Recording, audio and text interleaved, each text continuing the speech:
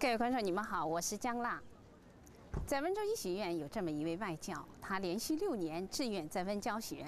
他为美国太平洋大学与温州医学院之间架起了一座互动教学之桥。从2+2学士学位获准学分到4+1硕士学位合作项目，从温州市政府的燕诞友谊奖到浙江省政府的西湖友谊奖，他成了2007年度温州教育新闻人物，也成了新温州人。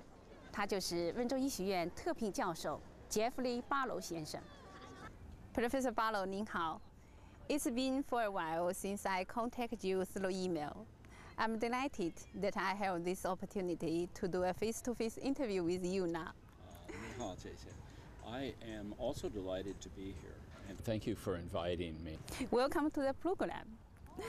I was wondering why you chose Wenzhou to conduct your studies. Well, that's a good question.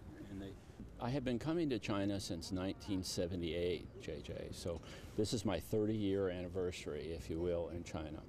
So I have worked in a number of different places, and I study media and I teach global history, and it's very important for me to be in a city that has good technological support, that is open to new ideas, and that frankly has the wealth to support the kind of study that I like to do.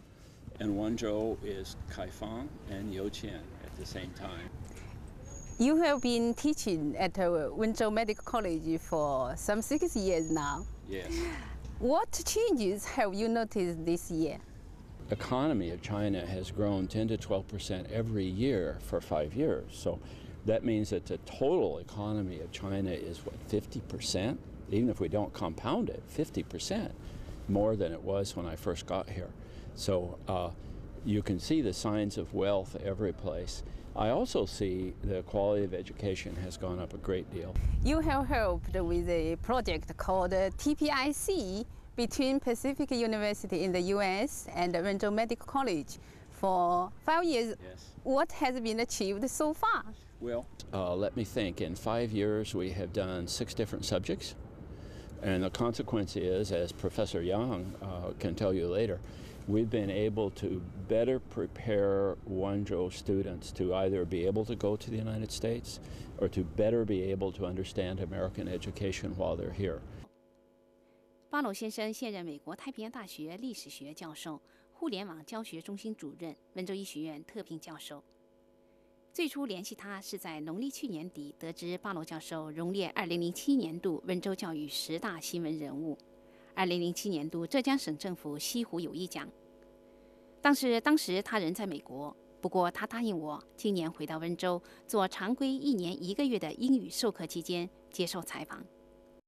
于是我们就有了今天的访问。从2003年底，巴罗教授与温州医学院的杨德生副教授等开始共同开发 TPIC 教研项目，中文意思为跨太平洋网络实时互动课。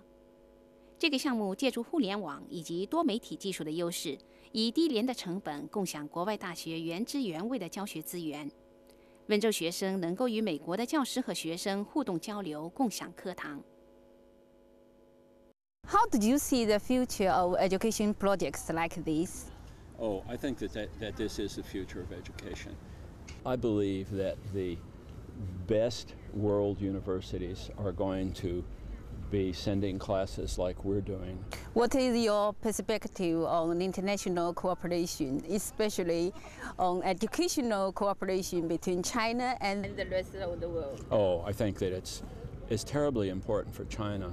You are entering into a period where China is going to have the responsibility of being a leading power, of being, I hope we're entering a multipolar world, and that China, the US, a few other centers will be co-equal. And within that environment, China must prepare to have a much better understanding of the international environment than is present now. And these kinds of classes are a very good way to do that. You were nominated by the Wenzhou government in 2006 and the Zhejiang government in 2007. How did you feel about having these honors bestowed upon you? Well, two things. One, of course, I'm proud to have received them, but two, I don't feel that I received them. I really feel that my university, that Wenzhou Medical College, and Wenzhou received them. You presented a report on Chinese policy and the internet at a conference in Beijing before you came to Wenzhou this time. Would you like to tell us something about it? I would.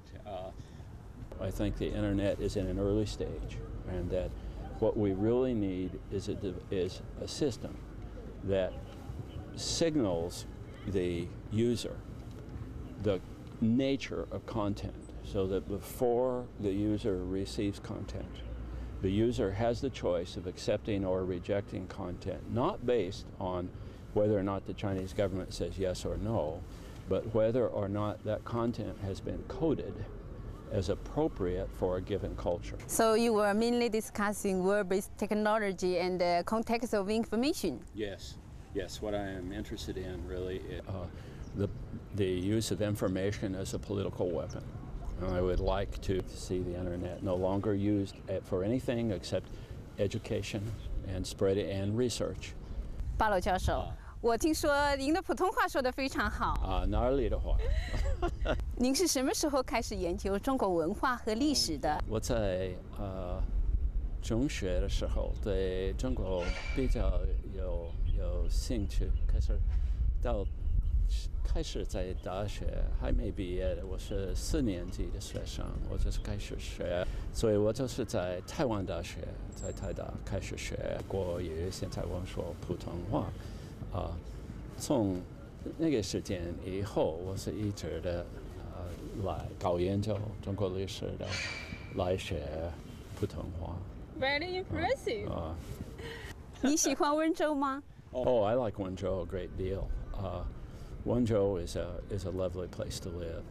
I do believe, for me, the environment is important. I mean, I'm not a young man, so I like to exercise. It's important to me to be able to exercise. Where we are here in Jiang, I mean, look at how gorgeous. It's like a song painting, and I like that. 你现在是新温州人，也应该会说几句温州话吧？过去一句我还打过的头疼。温州话是非常难学，因为我的耳朵太老了，所以那个你的 tones， 我认为是不是清楚了。You're lucky that you were born knowing it. It isn't easy to learn. Yes, I'm a local girl, and international too. Yes. I have studied in Guangxi, the kingdom of Co, and Wenzhou has relationships with O, right? So extend all the way from Wenzhou down to Guangxi. The long history. Long history, and I like that about Wenzhou too. Well, as we all know, the language is the most important carrier of culture. Cross-cultural communication and studies require the ability to grasp the language. Yes. So you're telling me I must learn Wenzhou Hua, aren't you? Yes, a little bit, at least. Well, I promise that next time I'm here, I will let you teach me. Okay. My pleasure. So, are you certified with your Chinese students with the level of English they speak? As you say, language is culture and nuance. So I tell them that they are embarking on a lifelong journey, that they must every day continue to study. Professor Barlow, it's been a pleasure talking to you, and thank you very much for joining me on the interview today. Enjoy your stay in Wenzhou. Oh, well, thank you very much. It's a pleasure working with you. It's my pleasure. Okay. Thank you.